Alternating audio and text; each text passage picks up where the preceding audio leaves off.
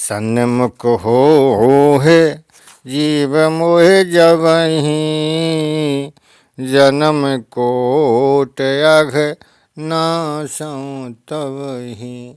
सन्मुख हो है जीव मोह जबहि, जन्म कोट अघ नासं तबहि। जब मनुष्य भगवान के सम्मुख हो जाता है, भगवान की शरणागति में आ जाता है, तो उसके संपूर्ण जीवन के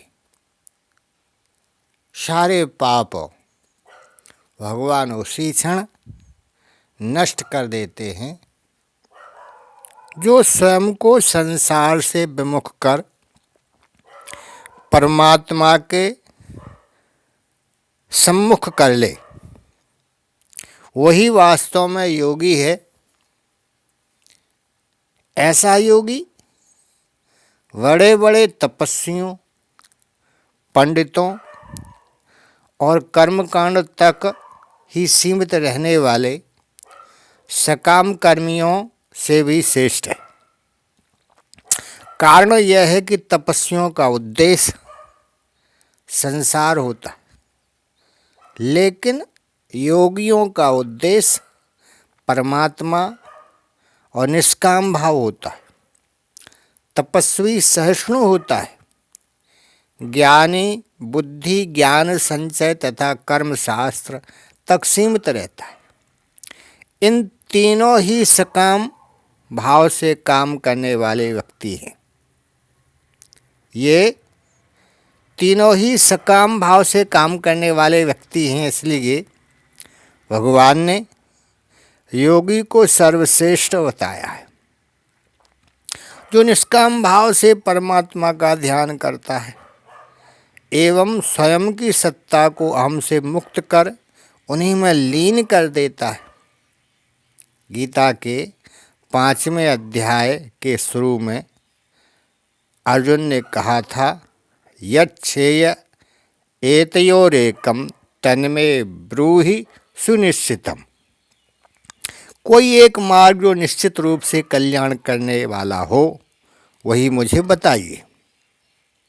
तो भगवान श्री कृष्ण ने उसका उत्तर दिया कि तू ध्यान योगी बन जा, यही हितकारी होगा।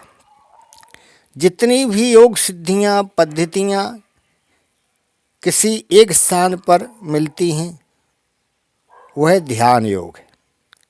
ध्यान का एक ही लक्ष्य है कि किस तरह व्यक्तित्व विकसित हो, ध्येय में परमात्मा में ध्याता विलीन हो जाए। वह विलय हो तो ध्यान ही बचे, ना ध्याता बचे ना ध्येय बचे। ना ध्यान ना ध्याता बचे ना ध्येय बचे, यही ध्यान की असली ऊंचाई है। यह संसार एक रंगमंच है। इसमें हर दृश्य कृत्रिम है। इसका हर पात्र अपना अभिनय करके रुकता नहीं है। मंच पर टिक जाए तो लोग शोर मचाने लगेंगे। इतनी सी बात अर्जुन की समझ में नहीं आई। वह अभिमन्यु की मृत्यु पर शोक से उबर नहीं पाया।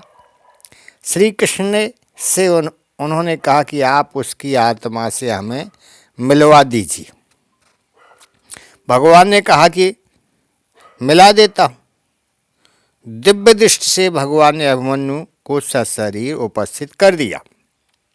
अर्जुन ने कहा पुत्र। अभिमन्यु ने कहा कौन किसका पुत्र? तुम्हारे व मेरे ना जाने कितने जन्म हुए हैं। पिता एवं पुत्र के रिश्ते बदले, मेरा अभिनय समाप्त, मैं चला। मज़ेदार बात यह है कि किरदार निभाने वाला जानता है कि वह चरित्र जो उसने जिया वह क्षणिक है। हम ब्रह्म हैं। वास्तव में खेल खत्म हो जाने के बाद भी स्वयं को पूजनीय मानते और चाहते हैं कि लोग हमारी पूजा करें। हम रामचरितमानस पढ़कर भी नहीं जान सके कि ना तो कोई ज्ञानी है और ना कोई मूर्ख है। अभिनय का नियोजक जैसा चाहता है हम करके अलविदा लेते, फिर भी यह दास्ता नहीं, क्योंकि बिना कहानी पढ़े अभिनय स्वीकार करना आपके विवेक पर निर्भर है। कोई एक चरित्र हो तो हम निर्विवाद निर्धारित संवाद बोले। हमारी अनिश्चित भूमिकाएं हैं और हम विभिन्न पोशाकें बदलते हैं ताकि पहचाने ना जा सके। हमारी स्थिरता क्षण क्षण मछली की तरह फिसलती है। इतना होने पर भी हम यह स्वीकार करने को तैयार नहीं कि हम जो करते हैं उसमें हमारा मन शामिल है।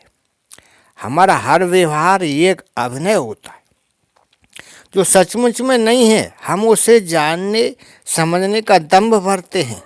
हम अपने को संसार का, ईश्वर का अंश कहते हैं, जबकि हम ना तो ईश्वर को जानते हैं, ना संसार को जानते हैं और ना स्वयं को।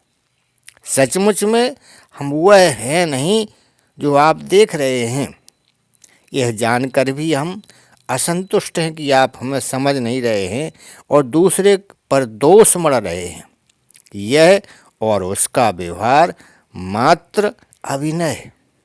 हमने उस ज्ञान को अनदेखी की जो शास्त्रों से ऊपर है, जिसने कभी हार नहीं मानी है। ज्ञान से किसी को हीन नहीं कहा, ज्ञान ने किसी को हीन नहीं कहा, किसी का चित्त नहीं दुखाया। बोले बेहस महेश तब ज्ञानी मूड न कोय।